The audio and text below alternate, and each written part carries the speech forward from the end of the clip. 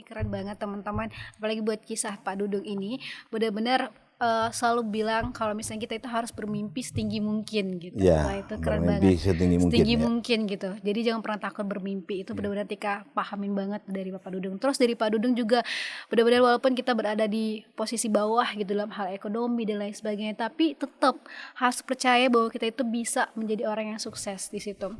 Dan di sini juga Pak Dudung juga cerita tentang bagaimana perjalanan Pak Dudung ketika jual koran, kemudian bantu ibunya untuk jualan kue juga gitu. Dan itu benar-benar ngerasa kayak wah, kita tuh harus berbakti loh ke orang tua gitu. Dampaknya sangat luar biasa gitu. Bahkan di sini pun banyak banget orang-orang yang selalu bilang bahwa kesuksesan Pak Dudung ini dapat itu karena kebaikan Pak Dudung juga selama ini gitu.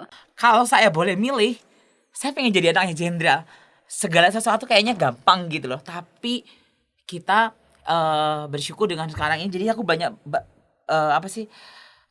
terberkati banget, sangat menginspirasi. Keberhasilan yang ingin kita raih itu tidak semudah membalikkan telapak tangan.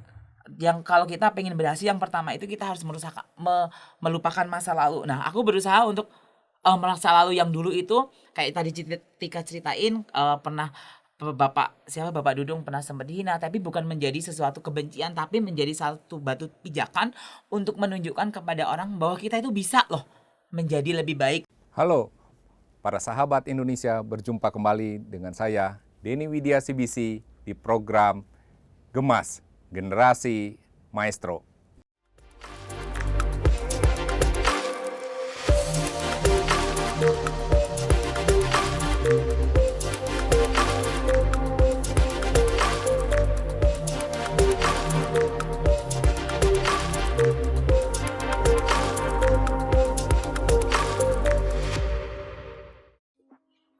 Para sahabat, podcast saya kali ini, saya mengundang Bapak Brigjen TNI Amrizal.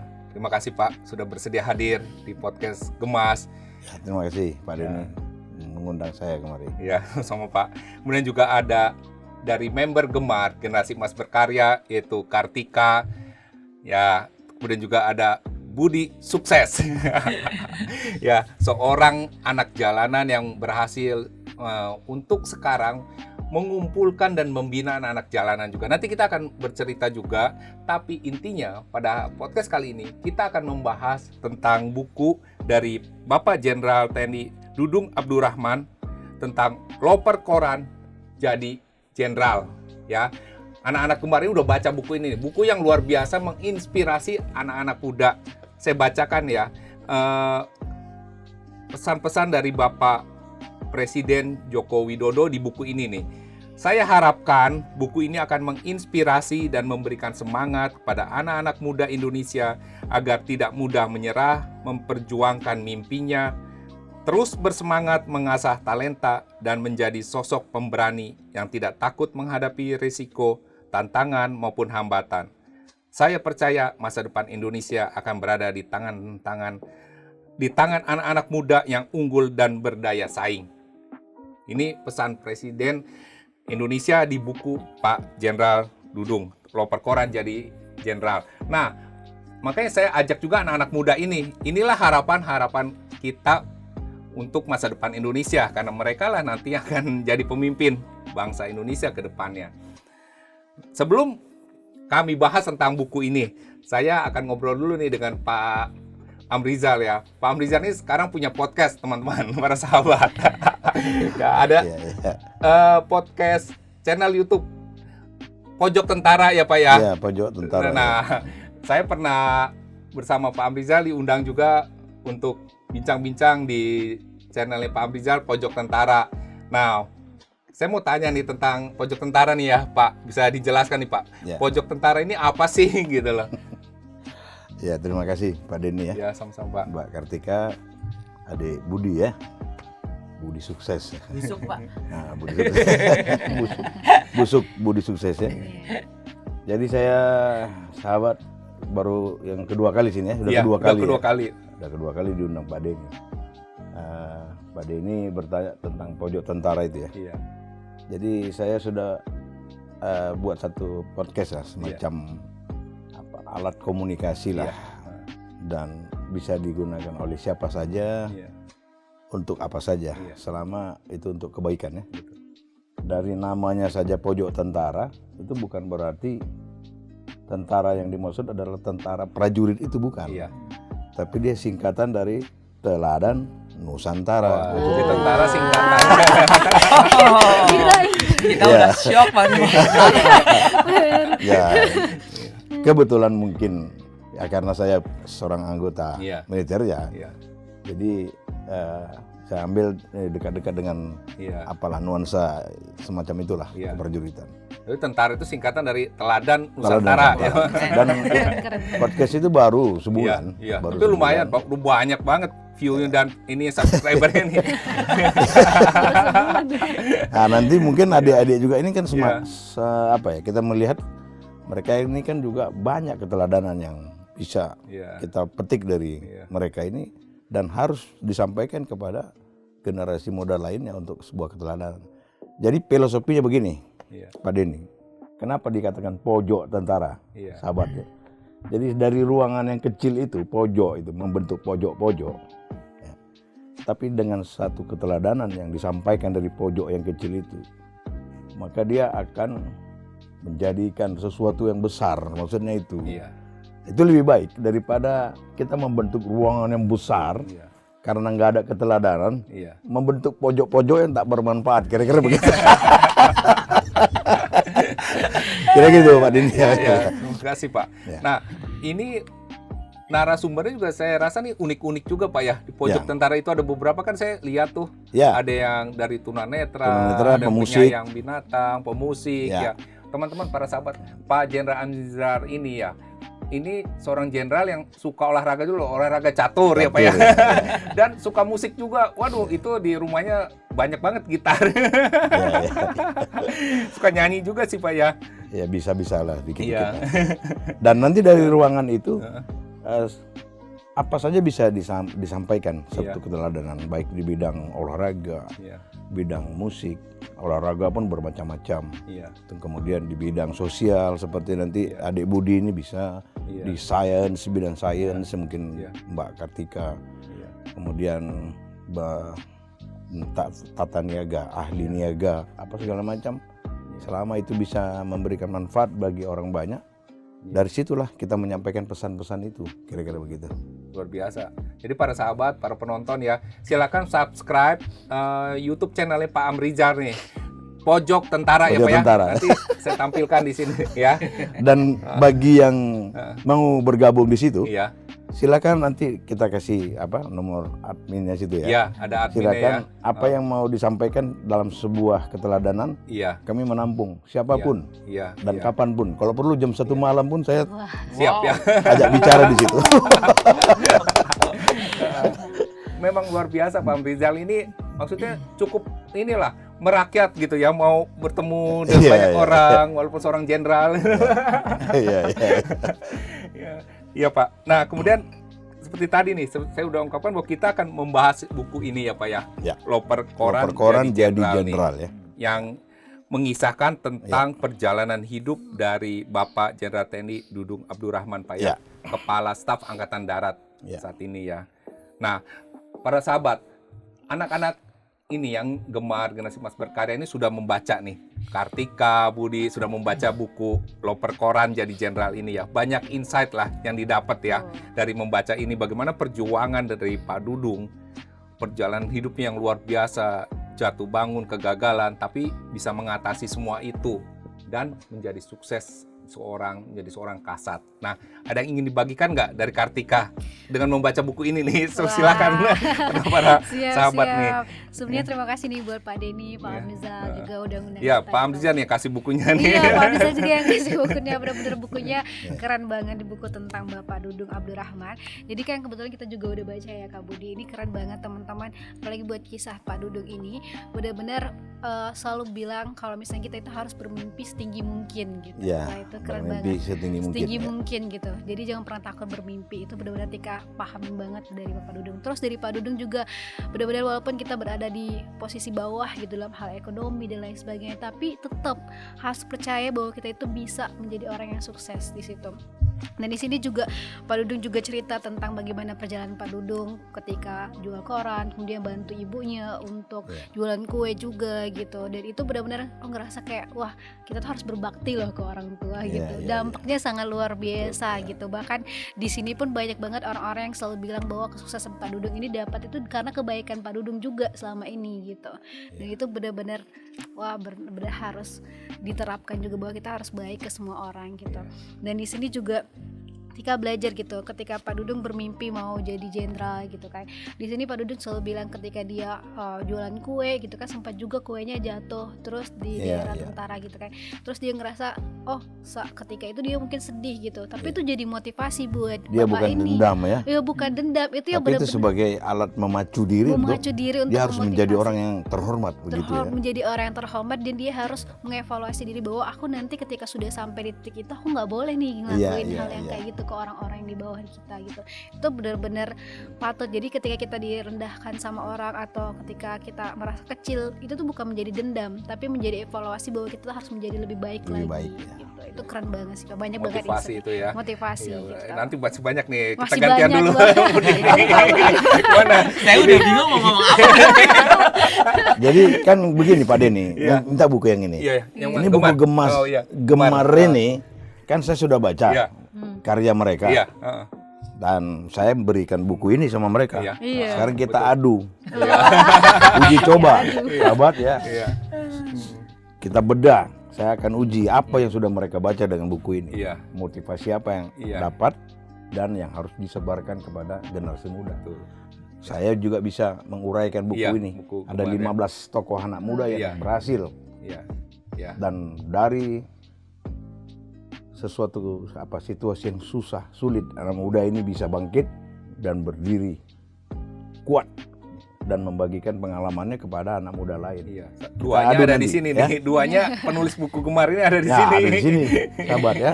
Kita uji coba ya. Saya bedah buku ini, kalian bedah buku itu ya. Ini benar-benar. Oke, silakan. Ya, silakan Bud. Apa yang Budi dapatkan dari membaca buku ini nih? Nah, kalau saya membaca buku ini tuh ada banyak hal yang saya dapetin. Iya.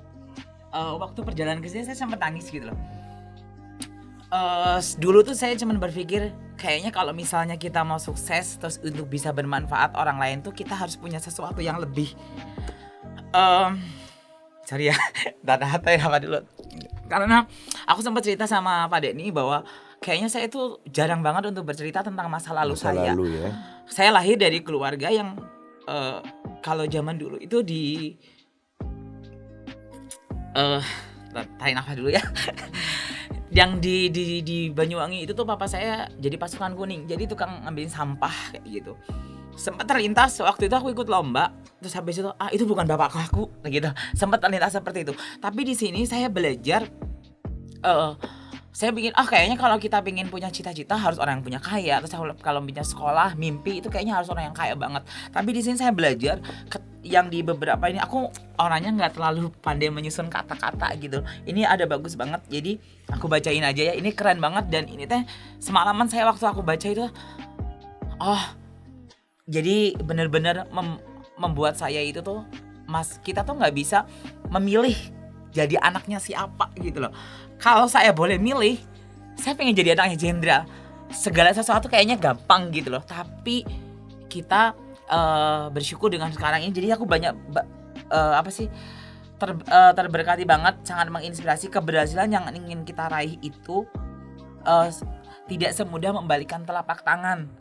Yang kalau kita pengen berhasil, yang pertama itu kita harus melupakan masa lalu. Nah, aku berusaha untuk masa lalu yang dulu itu kayak tadi Tika ceritain pernah Bapak Dudung pernah sempat dihina, tapi bukan menjadi sesuatu kebencian, tapi menjadi satu batu pijakan untuk menunjukkan kepada orang bahwa kita itu bisa loh menjadi lebih baik. Nah itu terus kedua, melakukan yang terbaik dan masa depan itu sebuah cita-cita dan angan-angan dan harus diperjuangkan. Karena mimpi itu gratis, tapi untuk mewujudkannya itu butuh perjuangan. Di sini saya belajar dari sosok Bapak Dudung yang saya nggak pernah terlintas dalam pikiran saya itu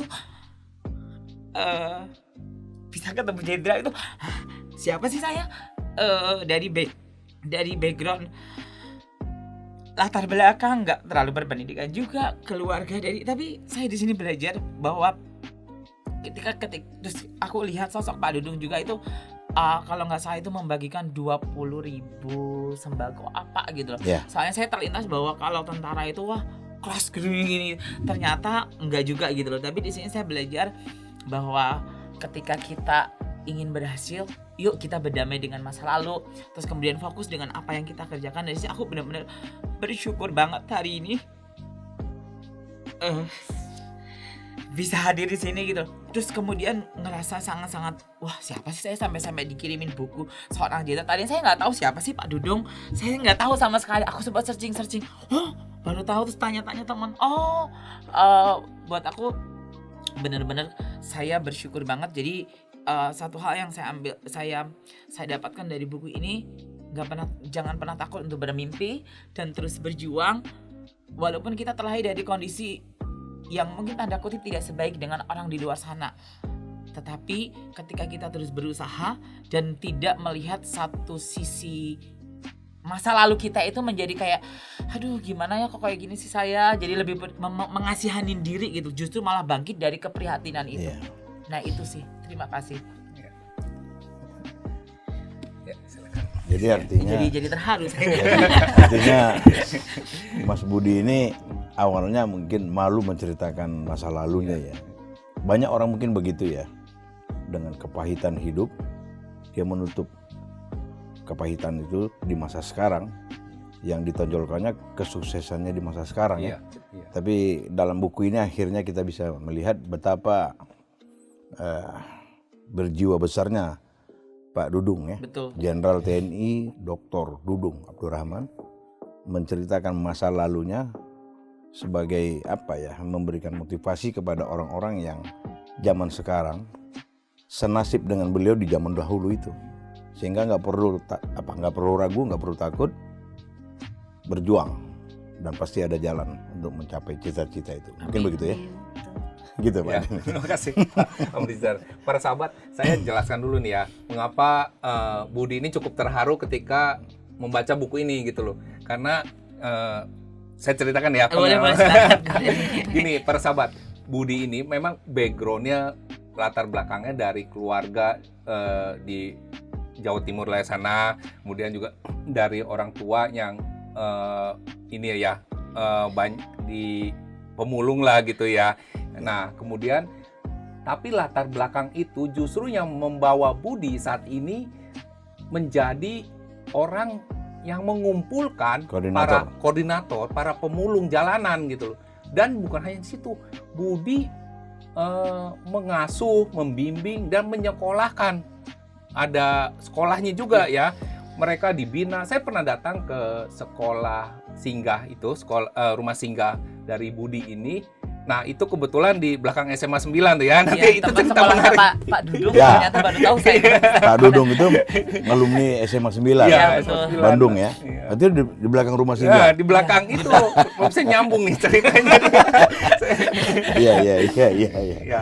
Nah, para sahabat, jadi Budi ini cukup terharu ketika membaca kisah Pak Dudung ini, kok awalnya mirip lah dengan beliau dan Mas Budi ini, bahwa dari sesuatu yang dari rendah dasar gitu, sekarang juga Mas Budi bisa mengasuh banyak anak jalanan, ada sekitar 60 lah hampir ya anak jalanan, dan itu sesuatu yang luar biasa loh. Kalau kita nggak punya hati untuk itu, sulit itu. Bagaimana mereka kan, ya maklum lah, kita harus mengerti bahwa kondisi mereka anak jalanan udah hidup yang sembarangan. Kita harus bina, menyadarkan mereka, itu perlu perjuangan juga di situ ya. Luar biasa nih perjuangannya. Jadi artinya dari pengalaman yang dulu dihadapi Pak Budi ini, sekarang dia memotivasi anak-anak jalanan itu ya, pemulung-pemulung. Artinya memberi motivasi, kamu jangan menyerah dengan keadaanmu. Saya dulu seperti itu, mungkin begitu ya. Iya, betul. Dan hasilnya seperti apa sekarang? Untuk anak-anaknya, puji Tuhan ada beberapa prestasi yang sudah didapat dari anak-anak binaan kita. Yang pertama juga udah ada yang lulus kuliah. Wih. Terus kedua juga kuliah mereka, ya ada Sudah sarjana maksudnya ya? Udah lulus. Iya. Nah, terus kemudian juga ada yang pernah juara dance internasional 2 kali berturut-turut. Terus kemudian juga yang sudah menerbitkan novel. Iya. Salah satu dia dari seorang anak pemulung, terus kemudian sama nari Bali itu sih kita yang baru itu saat itu. Jadi apa ya? Dia karya-karya dia pun setara lah dengan dengan orang-orang yang mapan saat iya. ini ya. Luar biasa. Hasil Pak ini Budi. kan. Itu termasuk perbuatan amal juga itu. Iya. Itu adalah perbuatan yang baik. Iya. Itu amal kebaikan itu. Di samping di dunia ini menjadi berdampak baik kepada sesama manusia, tetapi di akhirat itu menjadi catatan amal baik, amal ibadah, begitu ya. Itu Insya luar Allah. biasa sih. Maksudnya membiayai mengurus itu kan itu perlu dana lah, saya ngerti Iya, itu. iya. Dan Budi itu bagaimana perjuangannya itu loh, nggak ada donatur tetap kan. Nah, luar biasa lah pokoknya ini bagaimana seorang Budi berjuang untuk anak-anak jalanan gitu loh. Ya, nah sekarang Kartika nih, saya perkenalkan juga dulu nih profesi ini. Saya ketemu Kartika nih di Bengkulu dulu. Iya, jauh-jauh Iya. nih. Jauh saya ke Bengkulu untuk bertemu dengan Kartika. Anggota Gemar juga ya. Iya, Iya. anggota Gemar juga, penulis di buku Gemar Generasi juga. Mas Mas Berkarya. Berkarya, Iya. iya. Dulu juga pernah jadi duta Genre, genre ya iya. untuk BKKBN, generasi ini ya remaja Iya. buat genre BKKBN tentang penyuluhan gitu ya. Kemudian juga kuliah di Jakarta, kemudian juga sekarang lagi merintis usaha dengan ini ya, partner Bang Vidi Roti. Dari Gemar nih. Ya itulah perjuangan anak-anak muda yang luar biasa gitu. Mereka pantang menyerah, semangat terus untuk mewujudkan mimpi-mimpinya, karena setiap orang itu harus punya mimpi supaya mereka punya target, dan mewujudkan mimpi itu gratis tapi perlu harga untuk mewujudkannya, Iya. gitu kan. Berusaha gitu. Berusaha untuk mewujudkannya. Nah, kemudian apalagi nih yang ingin disampaikan dari buku ini nih? Ya. Wah, banyak nih Pak yang mereka udah baca. Jadi ini yang keren banget dikutip di halaman 25 gitu. Halaman 25 25. Ya. gitu.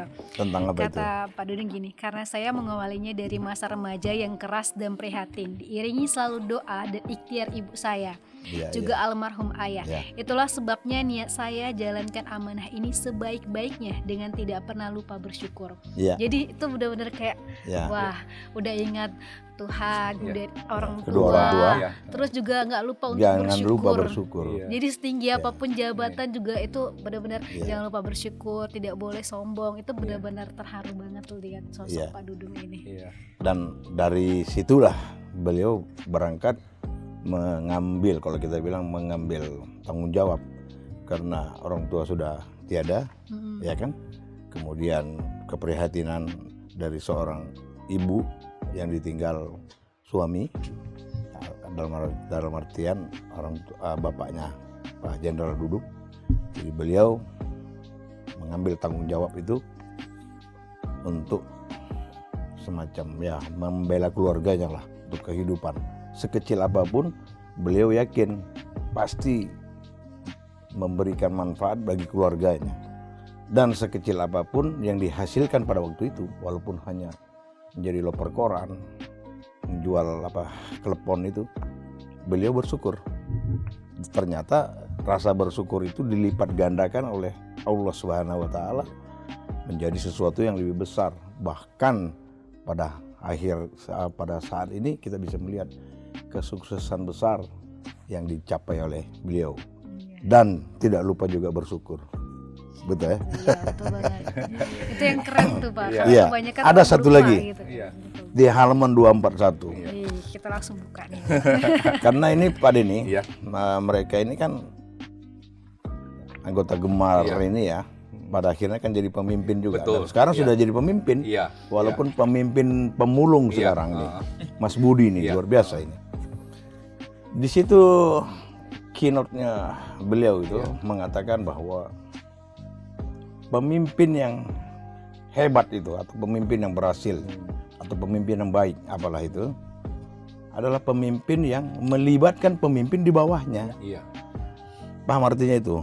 Artinya jangan seorang pemimpin atau bos lah atau apapun segala macamnya, kepala, komandan apapun, dia memutuskan sendiri. Dia membawakan organisasinya sendiri.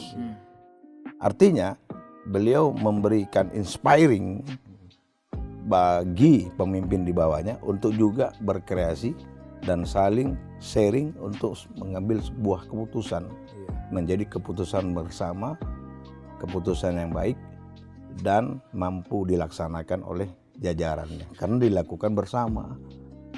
Gitu artinya terjadilah penguraian tugas dengan mission accomplished.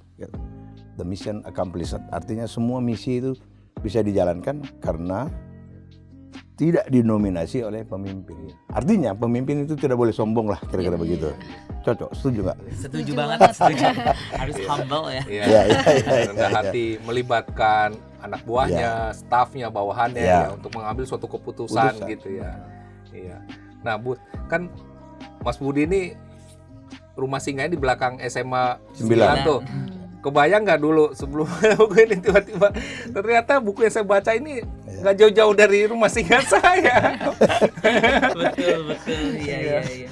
Soalnya nggak pernah terlintas, aku nggak pernah kepikiran sih bahwa Pak Dudung ini pernah alumni di SMA 9 dan Bandung ya. Iya. Jadi nggak kebetulan juga mungkin ya, dan ternyata aku nggak tahu perbandingan antara beberapa tahun dulu dengan sekarang. Kalau di daerah Citepus ke belakang itu ada desa namanya Citepus. Dari situ tuh tempat tinggal rumah singgah kita. Citepus ya. Samping Bandara Hussein. Iya. Nah sebelumnya sebenarnya kita teh kayak di jalan-jalan gitu, karena saya berpikir dulu waktu saya ngajar di jalan, kayaknya kalau mimpi saya itu dulu saya pengen punya sekolah gratis buat anak jalanan sama yang nggak mampu, karena background saya untuk sekolah susah banget. Nah dari situ kenapa saya pindah ke Citepus, saya berpikir lampu merah mereka ngamen, lampu hijau belajar, kayaknya kapan dia bisa benar-benar belajar. Saya berpikir seperti itu.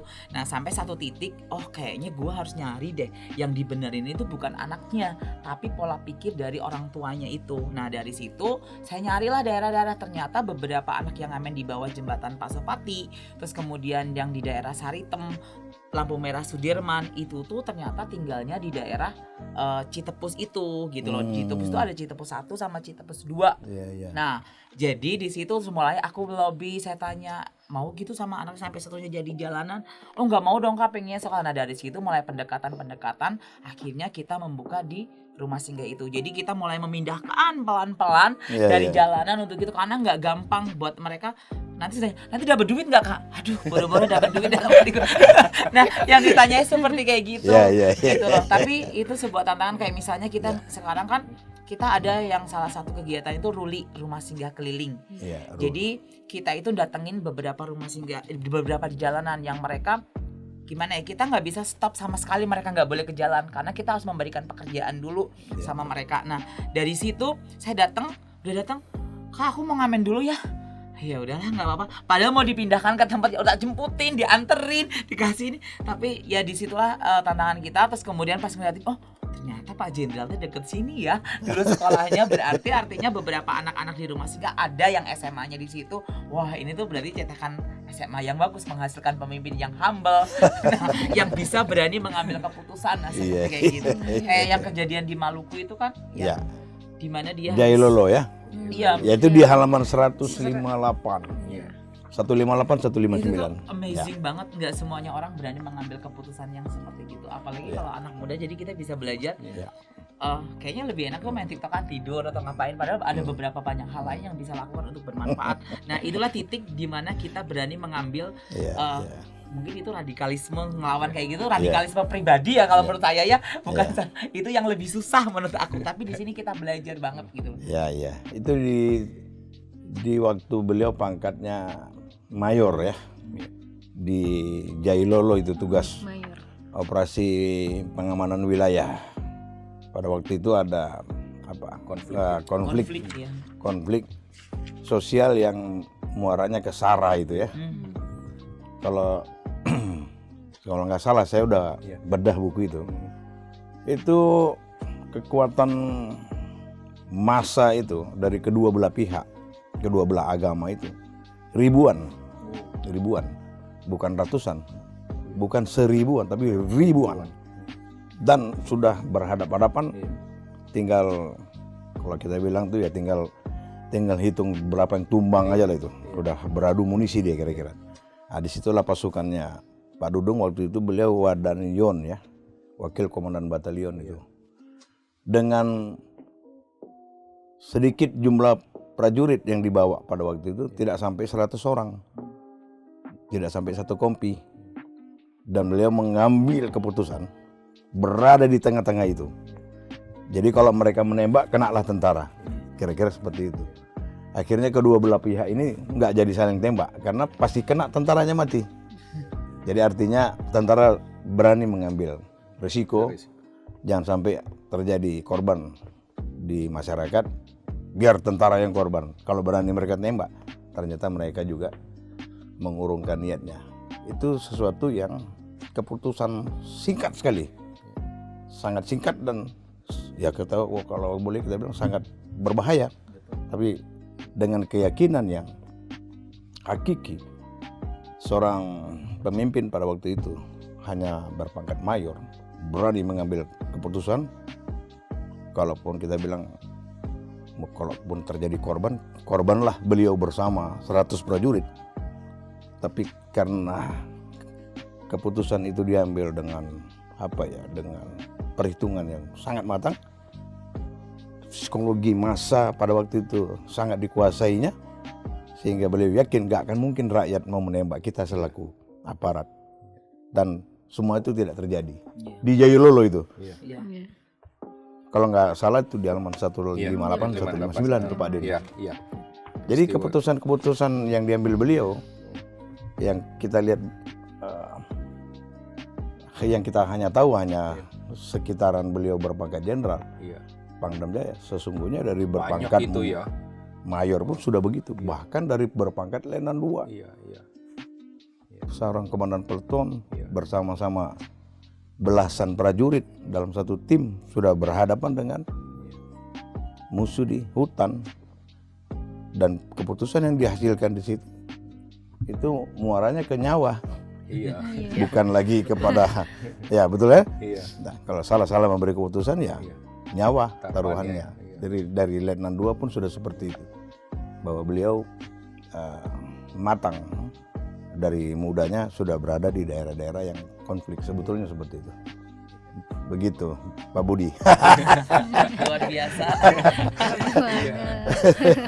Ya banyak masyarakat yang tahu kan ketika beliau jadi Pangdam Jaya ya. Itu yang luar biasa tegas beraninya. Tapi ternyata beliau ini dari pangkat letnan pun sudah tegas, sudah berani mengambil keputusan yang cukup beresiko lah ya Pak ya. Kira-kira begitu. Iya, kira-kira begitu. Buku ini mengatakan seperti itu. Ini kan sejarah. Iya. Dan ini bisa dicek ke berbagai sumber. Iya, betul.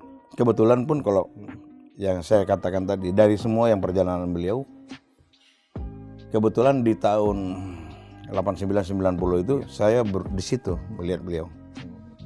Itu tempatnya di Bobonaro, di timur-timur, di Bobonaro, Kabupaten Maliana itu. Saya menyaksikan sendiri. Waktu timur-timur masih Indonesia ya. Waktu masih Indonesia. Yang beliau ceritakan di situ. Ya, saya kebetulan di situ. Dari satuan lain yang bertugas di timur-timur, sementara beliau bertugas di sana, tapi memang sudah organik dari Kodam 9 Udayana itu. Tepatnya di Kabupaten Maliana, Bobonaro, dan lebih eksak location-nya itu di Sungai Lomea. Saya hafal betul itu. Karena pernah saya bertugas sana juga. Saksi sejarah. karena saya sedang berkomunikasi sama beliau tahun 90 itu. Masih berpangkat letda satu balok itu. Baru lulus akabri dong ya? Ya baru lulus akabri. Kita masih bujangan itu.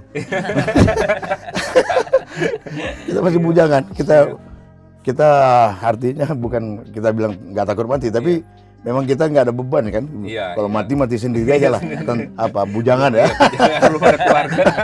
Kalau sekarang kita mikir ada anak, ada istri, ada cucu mungkin. Jadi pas saya habis ini karena buku itu ya mengatakan gitu. Kebetulan saya tahu itu habis voice kontak radio dengan beliau. Saya dari batalion 712 Manado, beliau dari batalion 744 di Dili itu. Lain kodam, tapi saya penugasan. Pagi-pagi jam 9 saya habis kontak-kontak sama beliau. Baru selesai kontak itu saya dengar suara bom ya, begitu besar. Saya lihat, wah ini tempatnya Pak Dudung itu. Itu yang diceritakan di situ. Nah, jarak saya dengan beliau itu 4 kilometer. Saya di Sibuni, Holmeser itu. Holmeser sekarang, beliau di bawah itu, Sungai Lomaya. Jadi kalau ke arah barat itu arahnya ke Bulo, Biantuma, arah ke timur itu sampai ke Jumalai. Saya hafal mati itu titik-titik itu karena kita jalankan itu. Nah, itu terjadilah. Bang. Ya, itu saya tidak saya ceritakan lagi. Kira-kira seperti itulah. Bahwa tidak diragukan buku ini keabsahannya karena memang melibatkan berbagai sumber. Maksudnya itu. Betul. Dan ini memang dari kisah nyata Pak Dudung ya. Jadi perjalanan hidupnya jadi seorang abdi negara lah, prajurit dari pangkat terendah sampai jenderal juga tertulis semua di sini nih para pembaca. Pak, mau nanya nih, kalau buku ini sekarang masih dijual Pak? Ada di Gramedia itu. Gramedia ada ya. Ada Para sahabat, kalau para teman-teman mau beli buku ini, baca buku ini silahkan bisa beli di Gramedia ya. Loper Koran jadi jenderal nih. Luar biasa perjuangan ini, banyak menginspirasi lah dari kisah-kisah ini. Anak-anak muda ini udah baca juga. Mungkin nanti ada part berikutnya, jangan-jangan ada lagi Loper Koran jadi jenderal sesi kedua ya, sesi ketiga bisa sampai 10 karena banyak sekali pengalamannya. Iya. Ini hanya sebagian kecil kali ya. Ini bagian kecil. Bisa jadi nanti jadi ini ya film dokumenter. Oh, ya. bisa. Wah, ini hebat nih. Apa podcastnya Pak Denny ya, Gemas. Ini berarti Gemas generasi maestro ya Pak. Iya. Menghasilkan gemar. Generasi emas berkarya. Emas berkarya untuk kita berbagi inspirasi buat anak-anak gemar nih Pak. Iya. Bahwa kita mengajak mereka bahwa karena mereka lah ya kan calon-calon pemimpin masa depan seperti yang ditulis di buku ini kan. Iya. Nah, bagaimana Tika melihat seorang Bapak Jenderal Dudung ini ya? Setelah membaca buku ini nih, secara keseluruhan nih. Seru aja benar-benar orang yang pantang menyerah gitu. Iya, itu pantang menyerah gitu. Terus benar-benar orang yang gigih juga. Jadi kalau misalkan udah punya target ya udah nih digapai. Harus dikejar. Itu jadi kita ingat-ingat perjuangan kita nih ya. Jadi ceritanya bernostalgia. Jadi apalagi ya dia bilang Budi tadi. Ya, Pak Dudung bilang katanya apa sesuatu yang itu cita-cita itu jangan hanya dimimpikan. Memang harus dikejar. Kalau dimimpikan ya jadinya kita apa ya hanya berangan-angan ya. Harus bangun dari mimpi. Iya. Pokoknya Pak ini. Atau kalau gitu kita tidur dulu gitu biar mimpi. Tapi harus dikejar. Iya. Memang berawal dari mimpi kan semua itu. Baru kita betul-betul wujudkan gitu. Kalau enggak ya kita jadi penghayal tingkat tinggi ya. Pak Denny ya. Banyak halusinasinya. Tapi kalau tidak berawal dari mimpi, betul. Apa yang mau kita kejar? Nggak ada tujuan dan arahnya kan? Iya. Maka itu Pak, buku saya yang pertama saya menulis tentang bangun dari mimpi. Bangun dari mimpi ya. Iya, makanya tadi langsung inget Pak buku apa. Ini mereka ada 15. Iya. Pak Denny. 13 laginya kapan-kapan kita kumpul aja 15 itu. Maka saya mau ngajak nanti 15 anak ini kumpul, nanti Pak Jenderal juga bisa kasih ujangan, pengarahan, pengalaman ya pada 15 ini nih anak-anak muda. Nantilah kapan kita kumpul 15. Rencana kan mau ke Anyar nih. Ke Anyar ya? Iya, kita kumpul di Anyar gitu loh. Kemarin belum terrealisasi tuh karena kesibukan masing-masing ya. Iya. Dan nanti bisa di apa ya? Karena ini kegiatan generasi muda, sosial, bisa saja kita kolaborasikan dengan instansi manapun yang bisa bekerja sama supaya pergerakan ini bisa lebih besar, lebih cepat, bisa lebih cepat mencapai tujuannya lah, kira-kira begitu ya. Kira-kira seperti itu, cocok Bud. Amin. Sementara Ya kita bekerja dulu sendiri, Iya. sambil nanti dia dengan sendirinya orang melihat dan orang bisa melihat hasilnya dan akhirnya orang bisa berkolaborasi dengan kita ya. Gitu. Amin. Betul. Ada yang ingin sampaikan? Kalau saya dari buku ini tuh belajar pertama, kita sebagai anak muda itu tuh dari yang kejadian di mana Maluku tadi ya. Jailolo Maluku Di ya. mana Bapak Dudung itu belajar mengambil keputusan, karena keputusan itu nggak boleh ngasal, jadi perlu pertimbangan. Nah, sama belajar di mana masa lalu kita itu tuh bisa menghantarkan kita untuk hidup kita yang lebih bermanfaat untuk orang lain. Karena kalau kita bisa hidup sekarang ini karena ada orang lain yang membutuhkan kita gitu loh. Nah, jadi saya bersyukur banget dengan diberikan kesempatan untuk membaca, terus kemudian saya terinspirasi banget dalam hidup saya yang dulu sebenarnya aku pernah berpikir kayaknya mau jadi orang sukses untuk pengen punya panti asuhan tuh harus orang kaya dulu, harus punya ini dulu. Tapi di sini saya benar-benar belajar di mana perjuangan seorang Bapak Dudung yang benar-benar dari bawah, yang memiliki hati yang humble tanpa membedakan status, kedua pangkat, dia mau ke bawah, dan di situ benar-benar saya belajar bahwa mimpi itu punya semua orang. Iya. Dan kita harus mewujudkan mimpi itu. Ya, tapi kita butuh perjuangan, kerja keras, dan gak cuman di dalam pikiran kita saja. Nah itu sih, jadi benar-benar buat kita semua anak muda, buku ini menurut saya sih recommended banget. Yang buat teman-teman yang lagi galau atau sedang meratapin kehidupannya, kok saya lahir dari keluarga miskin sih, kok saya lahir dari keluarga yang tidak berada. Tapi percayalah, ternyata pemimpin hebat gak dibentuk dengan hal-hal yang mudah. Ada banyak hal-hal yang sakit mungkin, tapi di situ menghantarkan dia untuk bisa menginspirasi dan menjadi bermanfaat bagi banyak orang. Paten kali. Luar biasa.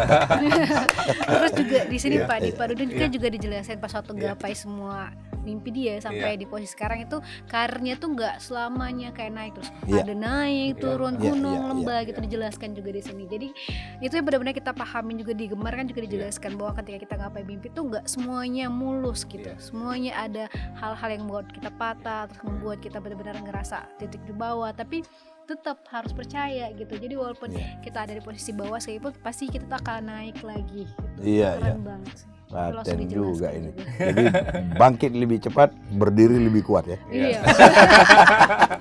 Jadi artinya Pak Dudung ini bukan 1 kali 2 kali gagal ya. Iya. Berkali-kali gagal, Berkali-kali berdiri terus, gagal, berdiri berdiri terus. Iya. Jadi begitulah kehidupannya kira-kira seperti Jatuh itu. bangkit lagi, jatuh bangkit lagi, luar biasa. Kadang kita begitu jatuh, udah selesai. Iya. Nggak ada harapan. Betul sekali. Beberapa Iya. orang kan kayak Ya. gitu. Jadi kalau di sini langsung belajar kayak wah, langsung berpatokan langsung ke Pak Dudung nih. Berarti kalau misalkan aku jatuh lagi, aku harus bangkit. Berangkat lagi. Iya. Harus Ya. cepet gitu. Jatuh tidak boleh berdiam. Berdiri dengan cara apapun. Ya, jatuh itu adalah hal yang manusiawi, hal yang wajar. Setiap orang itu akan mengalami hal-hal itu kan. Cuma yang membedakan ya, yang satu diam, satu bangkit. Bahkan Pak Dudung Iya. berpangkat jenderal pun pernah jatuh. Iya, di sini juga di sini. Ada kan? Ada. Berapa setahun lebih Iya. tidak mendapat jabatan kan. Tapi Iya. beliau terus berusaha bangkit. Iya. Bangkitnya malah lebih tinggi. Nah, kira-kira begitu. Luar biasa para sahabat nih. Buku ini, oh kalian inilah harus beli nih buku ini. Silakan cari aja di Gramedia masih Ya. ada. Bukunya luar biasa, Best seller itu. best seller. Ya. Dan ini juga kemasannya bagus juga gitu loh. Kemasan yang luar biasa menariknya lah, dengan huruf-hurufnya juga lumayan besar. Kita bacanya juga nggak ini kan. Iya. Bukunya menarik sekali gitu. Ini luar biasa. Sama lah dengan buku Gemar ini. Iya. Banyak juga foto-fotonya Iya, jadi Iya. senang. Ya. nge-flashback ke masa lalu. Jadi Iya. jadi kita ingat ya perjuangan zaman dahulu teh gimana. Iya, banyak foto-fotonya gitu. Iya, betul sekali. Visualnya langsung ke gambar. Jadi ketika baca. Jadi para sahabat, kami sudah membahas banyak nih dari buku ini, dan pandangan, insight yang didapat dari yang Kartika dan Budi juga yang sudah membaca buku ini, bahwa Pak Dudung memang seorang yang rendah hati, humble, selalu bersyukur, terus juga percaya dengan Tuhan dan menghormati orang tua, sehingga itu yang menjadikan beliau sukses sampai saat ini. Ya, Ya, nanti disosialisasikan terus Iya. pada generasi muda Iya. yang lain. Siap. Jadi abceng sekian. Ya, pasti nih mereka nanti Berarti udah langsung, lulus Pak. mereka ya, Iya. beda bukunya. Udah bukunya. Jadi Tinggal prakteknya jadi sekarang Pak. diberikan buku bukan disimpan-simpan, Iya, jadi baca. bantal ya. Benar-benar memang gemar Iya. generasi Mas Berkarya. Karya. Dikasih buku langsung dibaca. Baca. Bayangkan berapa hari ya? Iya, ya kurang lebih 2 minggu lah ya. 2 minggu 2 sudah minggu. bisa mereka bedah, Iya, bisa baca. iya. Halaman per halaman. Ini kalau kita bahas Iya. mungkin lebih detail ya. 4 hari 4 malam ini sahabat. Iya, ini udah hampir 1 jam nih kita. Oke. Sekitar 1 jam. Nah, ada yang mau disampaikan lagi nggak dari Tika, Budi mengenai buku ini atau apa yang ingin disampaikan buat anak-anak muda Indonesia? Ladies Silakan. first. Ladies first. Oke nih, kalau dari Tika kembali lagi ke Pak Dudung tadi, Iya. kembali lagi juga ke Gemar gitu. Kalau misalkan ketika kita masih muda gitu, jadi Iya. jangan pernah takut bermimpi, bermimpilah setinggi mungkin dan selalu tanamin hal-hal yang baik gitu. Iya. Pak Dudung juga selalu bilang kayak gitu kan, tanamin niat-niat yang baik karena Allah tuh bakalan tahu niat kita dan akan mempermudah jalan kita gitu. Dan percaya deh, apapun mimpi kita selagi itu niat baik pasti akan dibukakan jalannya gitu. Jadi kembali kayak Tika kan 4 tahun untuk tumbuh gitu. Iya. Kadang-kadang ketika kita berharap sesuatu mencapai harapan kita, impian kita, prestasi kita, itu ada yang patah itu. Iya. Kayak tadi Pak Dudung bilang, kayak gunung, lembah, semuanya gitu. Perjalanan hidup tuh kayak gitu. Tapi kita harus ingat bahwa kita tuh pasti akan sampai titik di mana kita tuh benar-benar sukses, kita tuh benar-benar kerasa, wah inilah hasil dari seluruh perjuangan aku gitu lah kayak gitu. Jadi benar-benar teman-teman wajib banget baca buku ini, Iya. buku Bapak Dudung, terus wajib juga baca buku Gemar Iya. ya Pak. Gitu Pokoknya sih sebagai anak benar-benar. muda jangan pantang menyerah lah ya, Iya, intinya. jangan pantang menyerah Oh. gitu. Pantang menyerah, jangan pantang menyerah gitu Jangan ya. pantang Terus menyerah. gapai mimpi ya. Betul. Jangan menyerah. Jangan menyerah lah intinya. Dan Ah, pantang jangan- menyerah. ah, jangan Ah, iya, mudah kebayang. menyerah. Pokoknya Jangan kita mudah harus menyerah. harus motivasi banget lah. Iya. Gapai Iya. mimpi, semangat Gapai terus. mimpi. Gitu. Nah, bagaimana Budi? Ada yang ingin sampaikan buat anak-anak muda nih? Kalau saya sih pengen nyampein buat teman-teman semuanya, melalui buku ini juga saya banyak belajar. Saya menarik kesimpulan dari sudut pandang saya bahwa memberi itu bukan soal kaya atau miskin, Iya. tapi mau atau enggak gitu Iya, loh. iya, Nah dari sini saya melihat ketika kita memberi sesuatu lebih dalam hidup kita, kayak Pak Dudung ini, dia kalau dalam, mohon maaf sebelum tanda kutip, lahir dari bukan orang yang berada ya Pak, Iya, ya kalau iya. boleh tahu ya dari ceritanya ini. Iya. Tapi dia memberi lebih dengan cara apa? Kerja keras, jual koran, klepon. Iya. Nah dengan ketika dia memberi lebih, akhirnya kehidupan dan dunia itu tuh, bumi itu mendengar doanya dan usahanya akhirnya mencapai tujuan. Jadi kalau saya balik tentang kehidupan saya, dulu saya kan berpikir untuk bisa memberi orang tuh tunggu kaya dulu gitu loh. Iya, iya, Ternyata iya. enggak. Dan salah satu rumah singgah juga itu kalau dibilang donatur tetapnya itu adalah anak jalanan juga. Kalau yang lain kan simpatisan kita masih belum bisa pasti gitu. Karena saya ngajarin kepada mereka itu memberi bukan soal kaya atau miskin, tapi mau atau enggak. Jadi mereka setiap hari itu awalnya ngumpulin 2000 untuk bisa kegiatan ini sampai akhirnya komitmen mereka setiap hari 6.000 setiap hari itu. Nah, dari situ saya belajar bahwa kita itu bisa melakukan sesuatu apapun yang ada dalam diri kita, karena ketika kita lahir itu Tuhan sudah memberikan something dalam hidup kita.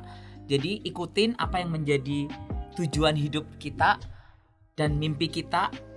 Seperti aku terberkati banget dengan yang itu, mengambil keputusan itu di tengah itu tuh kayaknya nggak gampang banget itu. Iya pasti. Gak gampang banget, walaupun kata Pak Jenderal tadi apa sih namanya, dia belum menikah tapi kayaknya mati itu juga sesuatu yang ditakutin gitu loh. Tapi di situ benar-benar ngambil keputusan. Nah saat ini buat teman-teman yang lagi galau mau ngambil keputusan Iya, iya. ngapain, kalau ini benar-benar buku ini recommended banget. Gimana kita diajarin mengambil keputusan di saat sesuatu yang genting, yang kita nggak bisa ya sekarang harus ngambil keputusan. Kayak Pak Denny tadi cerita waktu acara di outdoor ya kemarin, wah ini harus ngambil keputusan yang nggak sesuai dengan deadline, yang nggak sesuai dengan ini. Nah ini kita belajar karena kehidupan itu nggak bisa kita schedule datang begitu saja. Tetapi dengan membaca ini, ya minimal kita dapat inspirasi dan bagaimana cara kita untuk memimpin, cara kita untuk mengambil keputusan yang singkat tapi bermanfaat. Terima kasih. Ya, Pak Tony. Luar biasa ya. Itu pesan buat anak-anak muda. Nah, kalau dari Pak Jenderal sendiri nih Pak, ada yang ingin disampaikan Pak buat para penonton kita? Ya, sahabat, eh, saya hanya menyampaikan kepada generasi muda, kita lihat contoh di depan kita, saudara Budi dan saudari Kartika. Mereka adalah salah satu anggota gemar generasi emas berkarya. Mereka anak-anak muda yang sejak dari muda saja sudah sering gagal, tapi mereka langsung berdiri.